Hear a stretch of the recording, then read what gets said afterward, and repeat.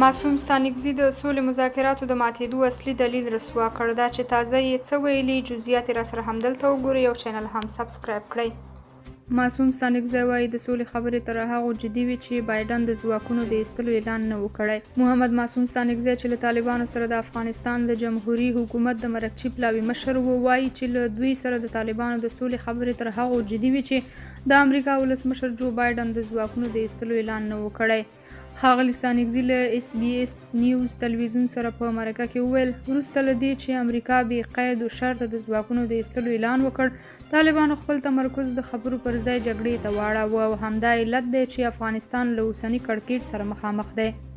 د امریکا ولسمشر جو بایډن د تیر کال د حمل په 25مه اعلان وکړ چې ټول امریکایي پوځیان به د 2020 د سپتمبر تر 11مې پورې له افغانستانه ووځي، خو اکثره امریکایي پوځیان تر دې څه باندې یوه میاشت وړاندې ووتل او د اګست په 15مه چې لا د ټولو امریکایي پوځیانو د وتلو نیټې ته 26 ورځې پاتې وې، طالبانو کابل ونیوه.